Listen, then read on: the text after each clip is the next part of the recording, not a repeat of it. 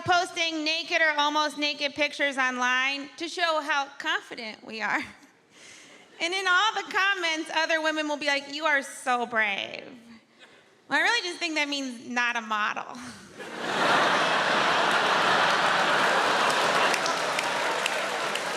Also, it's not brave. There's no soldier looking down at that picture being like, "Oh, what a brave lady." You know, a man posts a naked picture, he just loses custody of his kids. And if showing your weird body's brave, then the guy that masturbated in front of me on the subway is very brave. Because he had a real weird body. And he was making weird faces. He might be the bravest man I know. But that's the thing, we're supposed to care so much about our bodies as women, you know? And there's even campaigns that we should love our bodies and be confident in our bodies. Or we could just stop caring about it. Because you know who doesn't care about their bodies? Men. You know what men are? Successful. Men are presidents, men are CEOs. You've never heard a CEO go, "I want to get profits up and keep costs down and love me for me." 3 p.m. we're going to have a meeting about how I can accept the fact that I have my mother's thighs.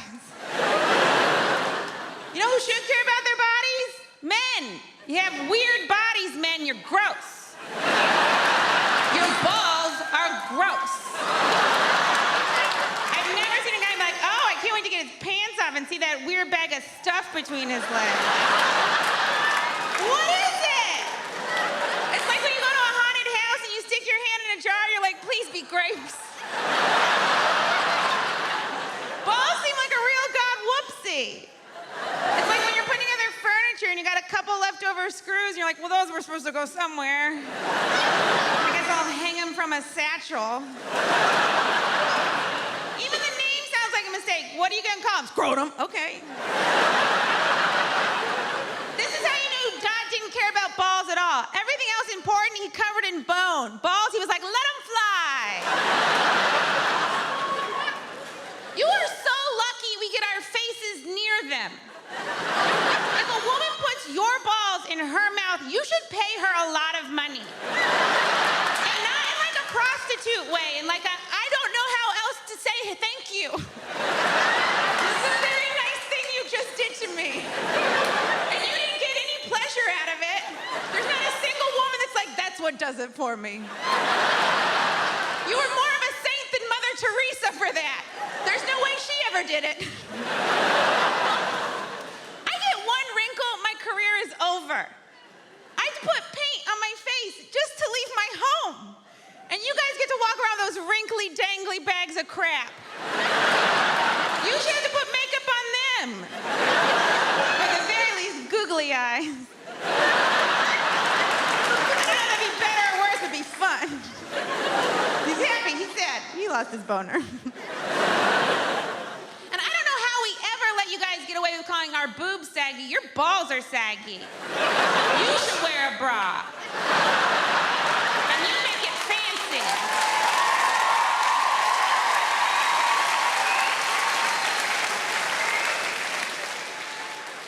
All those women clapping, they meant yours.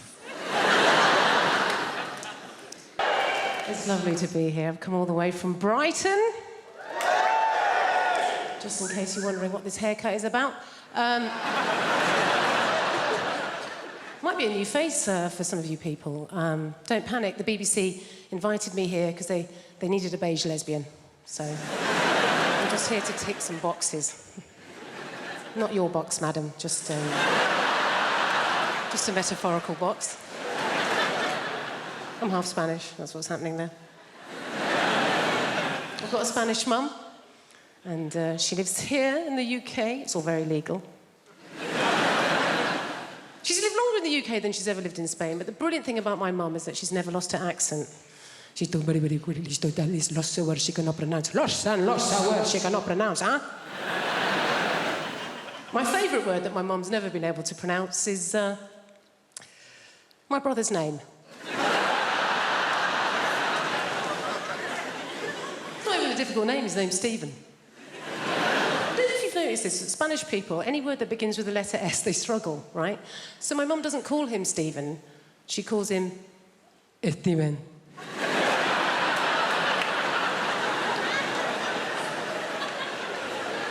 What's his name, Mum?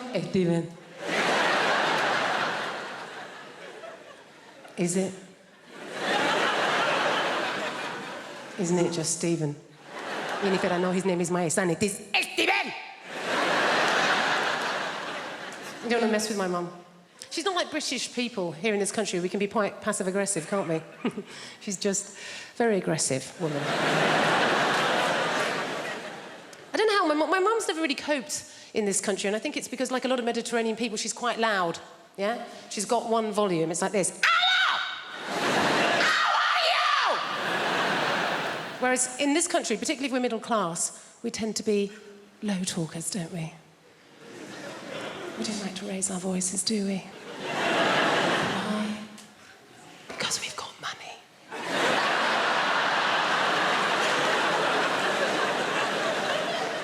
And we just assume that if you are raising your voice, well, you're probably poor.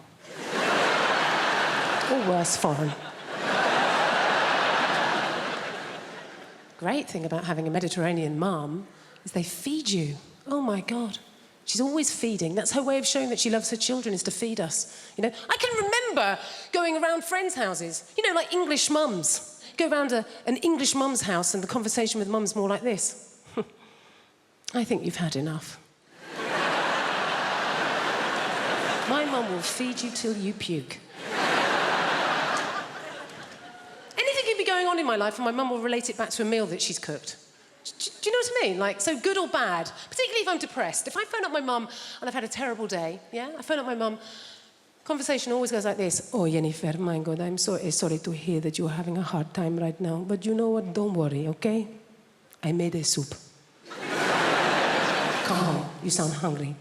I made a chicken curry, I made a lamb tagine, I made a casserole, Jennifer. I made some tortillas, some paellas, some curry, Jennifer. You love curry, maybe some meatballs, some pork ball, beef ball, aniseed ball, banana ball. You're a lesbian. You don't eat enough balls. Please, come home.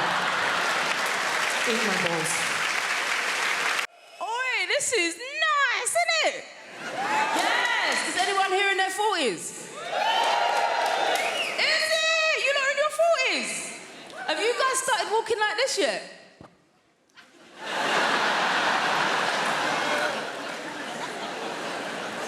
It happens like clockwork, you know? It's mad. Like, I'll be walking around the co-op like I'm in an art gallery, just... Reduced by how much? Not enough. That and I've got a boner for linen. Ooh. In it. I literally go out shopping for fabric and I'm like, give me a fabric that will crease really easily. Yes. I want to iron it for at least an hour. That's for me. That and candles. Woo! Now listen, I used to party hard. And I found that burning your money via candles is a great replacement. When I say I like candles, yeah, I'm going diptyque, baby. Thank you. I'm going Joe Malone. Fig for me. Which also, like, I'm from a council estate. What does fig really smell like? Does anyone... I'm just going on what Joe Malone told me, you know what I mean? These candles are expensive. I reckon for a £5, I could probably buy 50 figs, chuck it in the oven and just waft it around the house a few times. The dream is, yeah, I want enough money that I can light a Joe Malone candle when it's just me in the house. Come with me, people. Can you imagine coming home to your yard, it's just you in, and you're like, you know what? Fig for me. As it is, if you was over my house and I had a candle on the go, no lie, after about 20 minutes, I'll start thinking that's about £17 worth of scent now. What kind of friend is he anyway? Is that enough? I realise there's nothing more insulting than someone lighting your scented candles when you're not there to enjoy the scent. Innit? I had my brother house sitting for me, right? I was away for a couple of weeks. I walked back into the house. As soon as I opened up the door, I was like... I walked into the front room. This guy is reclining on my sofa, lighting his spliff with my Joe Malone candle. The ash was falling into the wax. I was like, you all right? Yeah, you good? Now, we know as British people, when our voices go high like that, we mean the opposite, right? The higher our voices go, the less we're about it. You know what I mean? If someone's like, you coming to a party? You're like, yeah! What that means is, I'm not coming to your party, mate. So I said, you all right? What you doing? He's like, oh, it's just a bit of mood lighting, innit? So, IKEA tea light is mood lighting. That's not even it. It was a 3-wick candle. Only 1 wick was lit. Thank you.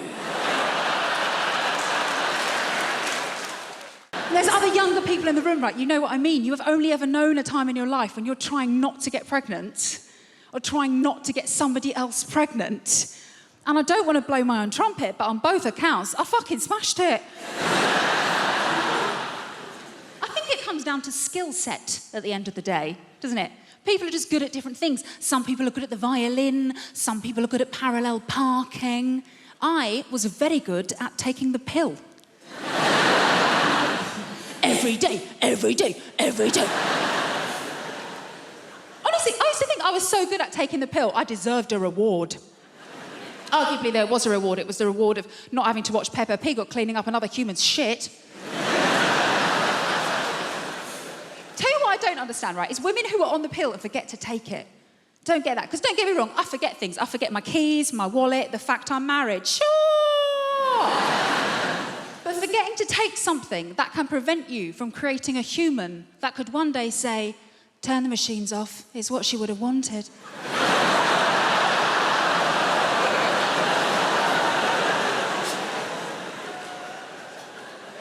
I'm going to remember that one, thank you. Obviously does happen though, women forget to take the pill, they get knocked up. Happened to a girl I used to work with actually, when I used to work in an office, right? And we were chatting about it one day. She was so blasé, we're in the kitchen. She's just standing there rubbing her belly like, well, the thing is, I've just got really bad memory. I was thinking, that's funny, because every day without fail, you remember to steal my milk. Maybe if you'd strapped your packet of microgynon to my semi-skimmed, Stephen in accounts wouldn't be telling everyone how you trapped him. But I think the reason I was always very good at remembering to take the pill, because I've been on it for so long. I was on it since I was about 16. And the reason I started taking it was because I was going out with my first boyfriend, Kevin Sutherland. A boom, chicka, wow, wow. He was quite the catch. He had a Peugeot 106 and a tattoo of Bart Simpson, which I thought showed a great joie de vivre. And things were going very well between Kevin and I. We had matching bracelets from Argos, so you can tell how serious we were. And we'd agreed that we were going to do it for the first time, right? So I was like, right, I'll put myself on the pill because my first time is going to be really special. My first time is going to be just like in the movies. So the big day arrived, and Kevin, bless him, he made such an effort for everything to be really perfect. Like, he paid his little brother to leave the room.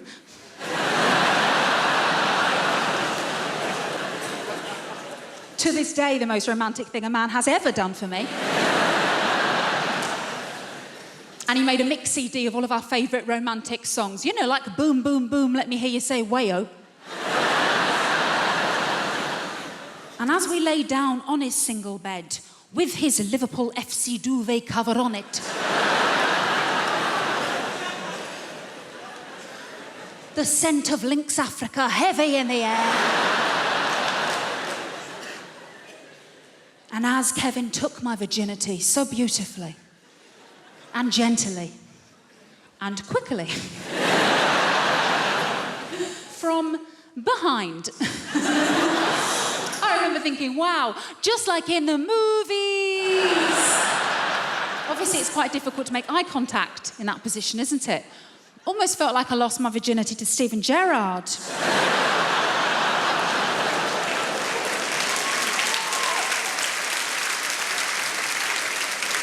I'll never walk alone. I never will. I'm the sort of person who'll spend their wages like their winnings. You know what I mean? Get all excited. I just get so excited. First half of the month, I'm getting my nails done, champagne brunches, buying a second-hand jet ski I found online. But I forget about the second half of the month. We all do, don't we? And it's bleak, innit? Isn't it bleak? Just indoors, watching telly, eating beans, on a jet ski. It's... Embarrass myself, I do.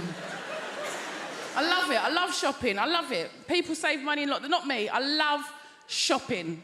It's the pop-up ads. They know me. I don't even resent it. Oversized smock midi dress with pockets, yes please, I'll have another one of them. Thank you, algorithms, love it, thank you. Because they're all watching us, innit? They're all watching what we're doing, listening to what we're doing. People don't like it, I don't mind it, I use it to my advantage. I'm like, I need a shed at the minute, I'm like 6x4, pre-treated timber.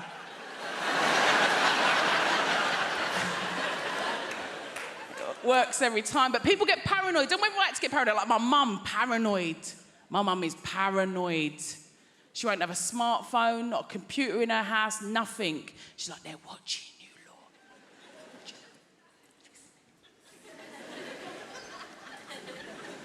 I said, it don't matter, does it, Mum? I said, it don't matter if you ain't got anything to hide. Do you know what my 73-year-old mother said to that? I have. I thought... Slow down, top girl. Say nothing. Nutter. She's right, of course she's right. You had to do what you had to do to get through lockdown, that's what I say.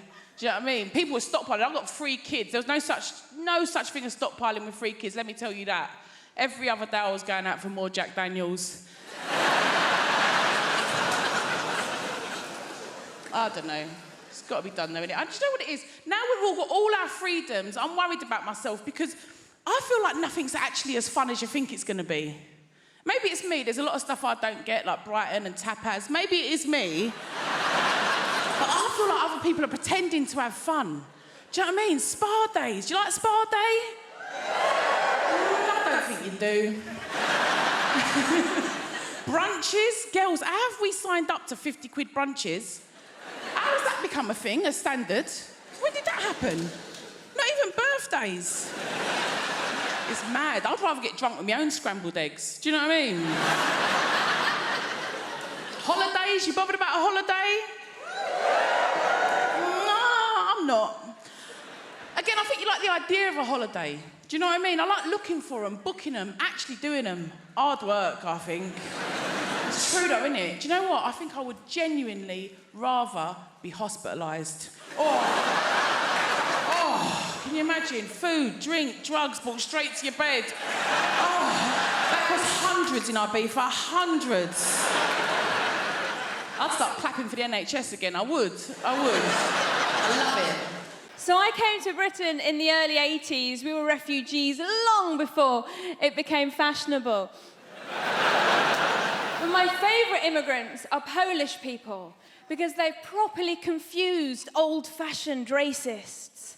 Have you seen them? They don't know what to do. What do we do? What do we say? They're immigrants, but they're white. I heard this one bloke go, bloody Poles coming over here with their work ethic. Which isn't very politically correct, and I try so hard to be politically correct. Sometimes I take it too far. I was at a party recently and I said to my friend, have you met Steve? He's a really nice guy. My friend goes, which one's Steve? Steve was the only black guy in the room. I found myself going, Steve, yeah, he's over there. He's got blue jeans on, a grey T-shirt, sort of curly hair, and a Nigerian accent. And once I was performing at a comedy club and there was 2 black guys in the front row, like you two, but men and black. You are a man, sir, I'm sorry. It's the lights. And I said to them, so how do you two know each other? And they looked at each other and went, we don't. Might as well have had NF tattooed on my forehead. I didn't, it was felt tip. I like friendly, a little bit of friendly racism is nice. When I was a little girl, I used to always go to my friend Katie's house, and every time her dad opened the door, he'd go, hello, Shappi, been on holiday?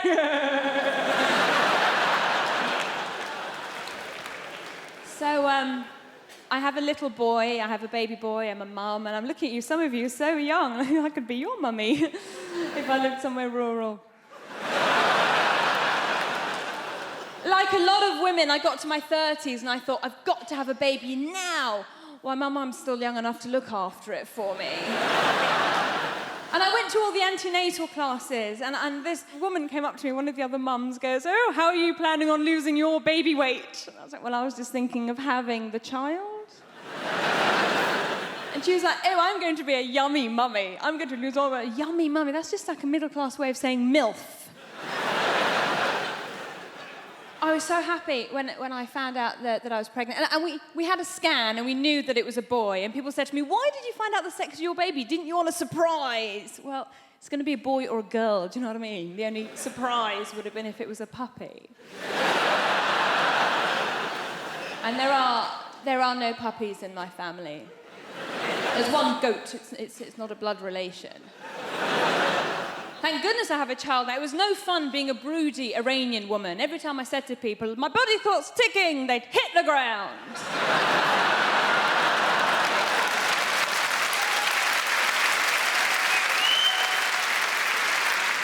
So with all that going on, when I did find out I was pregnant, I was so delighted. I thought, I am going to fill this child's life up with love and hope and understanding. My husband's reaction was slightly different. He walked around going, woohoo, my soldiers worked!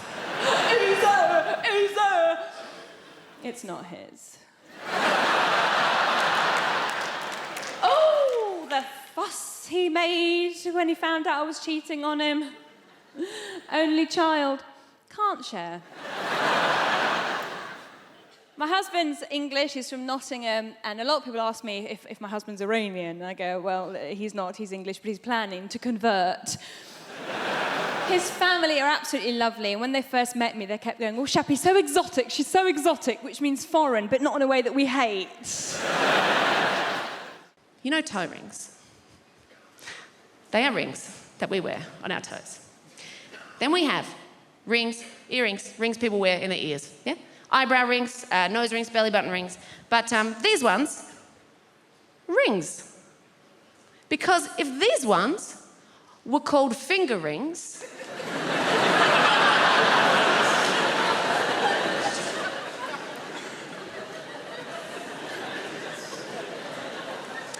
make weddings pretty awkward.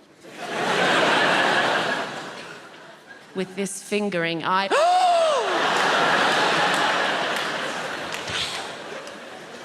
make proposal stories really awkward. Oh my God, so last night, John came over and out of nowhere just gave me the most incredible fingering. I know! I'm so happy. I mean, he asked my dad's permission first, obviously. And my dad was like, you go for it, son, you give her that fingering. And he came over, and he looked at one knee and he said, darling, I want to give you this fingering. It's the same fingering that my grandfather gave to my grandmother.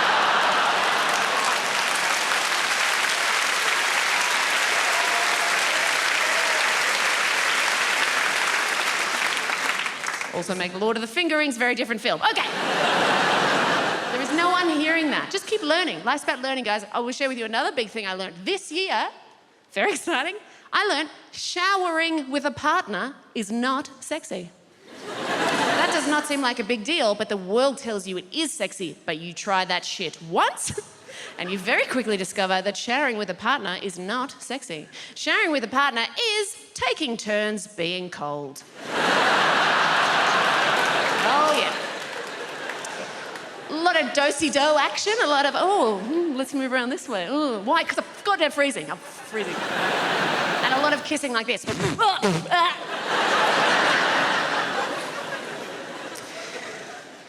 mainly, as I get older, I just keep finding out shit that I'm wrong about. Like, you grow up and you go, I know these things, I'm sure, and then wrong. The last time I was in your lovely country, I was on one of your lovely overland trains. You know, the ones that have the toilets with the electronic science fiction doors that go, weege, weege. Now, I was sure I knew how to lock those. Nah, turns out I know how to shut them, yeah. And 12-year-old boys on the other side know how to push the open button. And I don't know if you've ever been sat on the toilet when the door opens, but look, it's everything you dream it will be. little bit more. Now, the thing with those doors is they take quite a long time to open. So I was desperately trying to find the close button, eventually found the close button, but the thing is, as they take quite a long time to open, similarly, take quite a long time to close. So I got to maintain eye contact with an understandably horrified 12-year-old boy as his face was being very slowly covered. It was kind of like this. And it finally shut. I sat back down and went, oh my God, I am never wearing a jumpsuit again. To be honest with you, I'm bisexual, but during lockdown, I'll admit, I was strategically gay. I think that was the only way to go. When dating became such that you had to meet strangers in parks, and also you had to believe the other person when they said they washed their hands. I'm not doing that with men. I also think that ultimately, if you are bi, I don't really know why anybody would be choosing men. Yeah? No offense, it's just that we smell better and you're violent. So...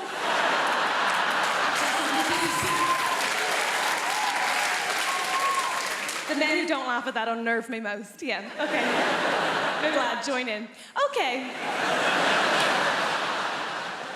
There are good things about being broken up with. I think one of my favourite things is that I had to get my house sorted, so I got a bunch of DIY done.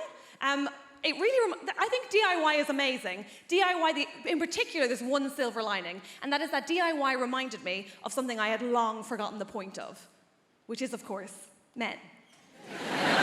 You're amazing, aren't you? Specifically, I'm a fan of a subgenre of men. They're called handymen. Do we know these guys? Oh my God, they're wizards. I love them. They do magic. I adore them. You're not sold. That's okay. I had one lad in one day, had a bunch of photos and art on the floor, left, came back, on the wall.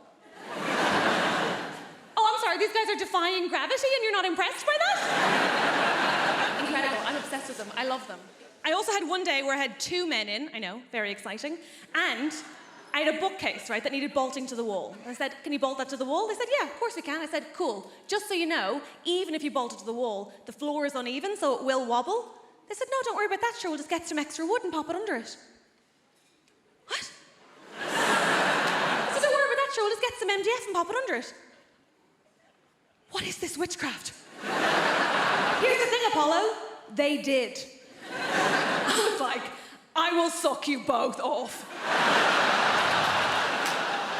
Obviously, I had to think about it afterwards because head was my first reaction, only my first reaction, I think a normal one. My second one was, of course, to wonder how I am a woman in her 30s who doesn't know how to do any DIY. And I think the obvious answer there is that men are keeping it a secret to remain relevant. And that's not on me, right? But I do know some women can do DIY. I date soft butches, I'm aware. But genuinely, I mainly know because a woman came to my house from British Gas, very modern, and she fixed my boiler, right? And after she was done, she said, okay, that's all done, all sorted. Just before it works, you will need to bleed the radiators. I said, what?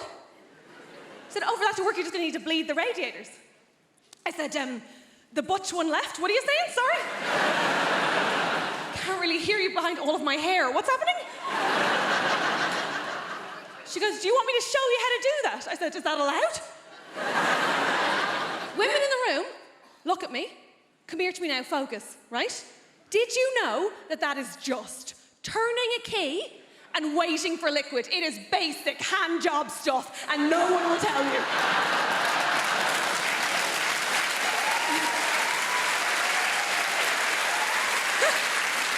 Here's the thing. Every man in my life has acted like that as a state secret, right? This man's furious, I'm telling you. You now have all the information you need. You're free, run. My dad bleeds a radiator in such a way that I thought he used his own dick. I thought there was actual blood involved. He'll go off with a bunch of tissues being like, I will do it, do not look, I will do it. Anyway, she fixed my boiler, so I was like, I will eat you out. They all said no, I had to pay both times. It's hard out there. I'm going to explain the concept and naked attraction to you. And you're going to think to yourself, Suze, previous to your gig tonight, did you nip outside and smoke some crack? Because that's how mental it is. Right, Emma, a girl walks out on stage. She's like, I'm looking for a boyfriend. And the host goes, brilliant, we've got 6 naked men in tubes behind. Then the host says to the girl, what are you looking for? And the girl will always do the same thing. She'll go, oh my God, you've really put me on the spot. And you think, no, you chose to come on this show, moron. She goes, well, I guess I'm looking for a boyfriend, but also a friend. I really like going to European city breaks, maybe someone that likes travel. And I really like music gigs as well, so maybe someone that likes music. And I guess if I'm being really honest, what I'm looking for is love. And the host goes, brilliant, let's see if you can find love by judging dongs. Okay?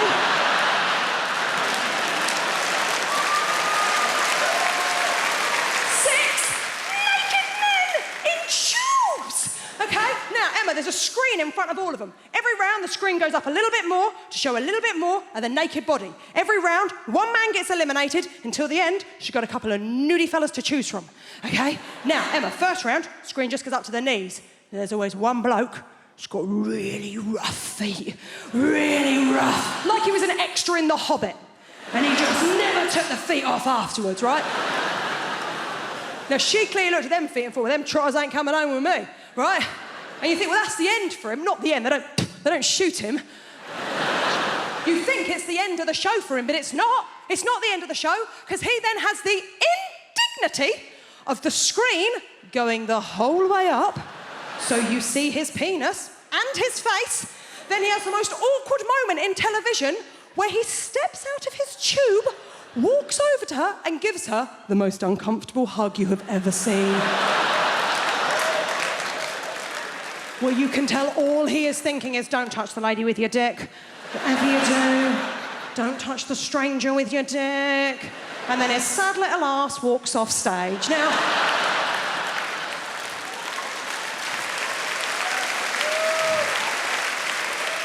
the next round, the screen comes up to the waist. And let's be honest, it is the round we are all watching for.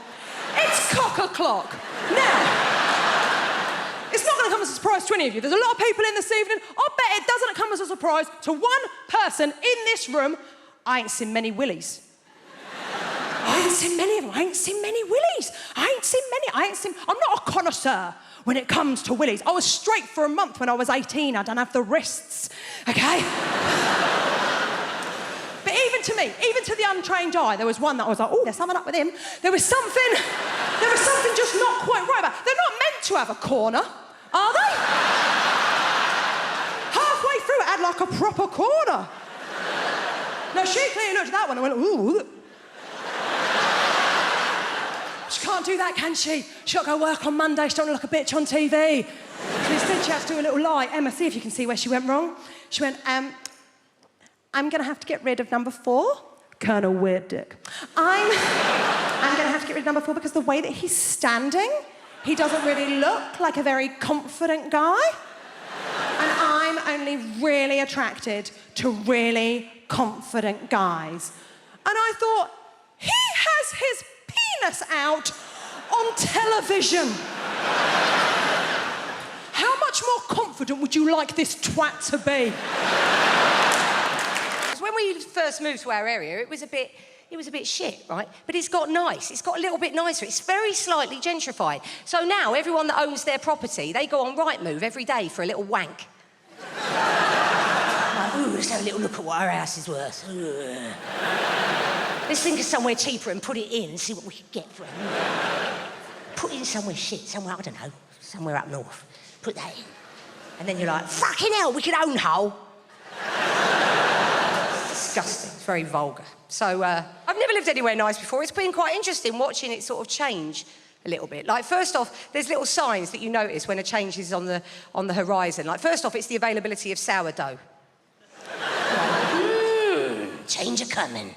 And then it's the pub. It's always the pub. You've got to keep an eye on the pub. The pub changes. Like our old pub, it was a sort of working class pub. Old blokes in there, smoking roll-ups, buying and selling the odd gun, watching Sky Sports, right?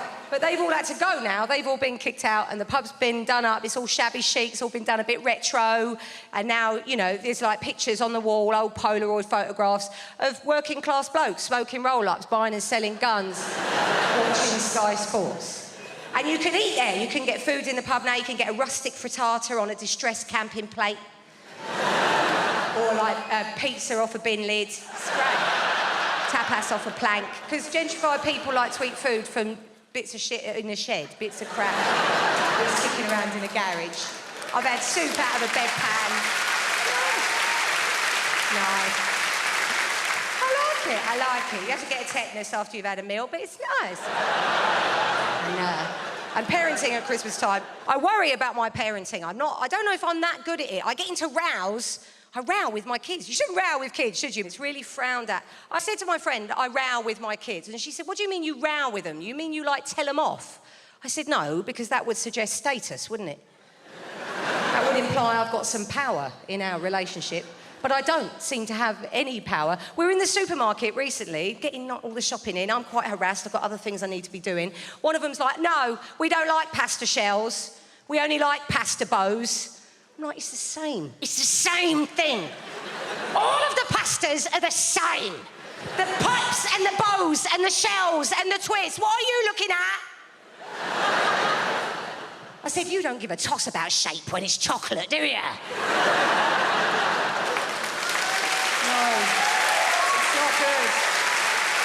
No, because there's no glory in winning a row with a child. Like, if you win a row with your mate, you then tell your other mate, don't you? And then you're like, and then I said, right? And then I said, you don't give a shit about shape when it's chocolate, do ya? And I said it to her face. It's like, oh, well done with your 6-year-old kid. Well done, Kel. And my son loves to play Snap. He loves to play Dinosaur Snap. And he hates to lose, because kids do, don't they? Kids hate losing games. You won't meet a kid that loses a game that's like, no, it's fine, best of 5, let's just go again. So I have to let him win, because I'm his mum and I love him in a sort of oppressive, cloying way. So I have to let him win. He'll lose at things later in life when I can't control that for him. But for this game of Snap, I can let him win, can't I? But it turns out that my reflexes aren't as sentimental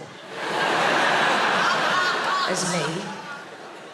So a diplodocus goes down, and then another diplodocus, and before I quite know what's happening, I'm like, snap, snap,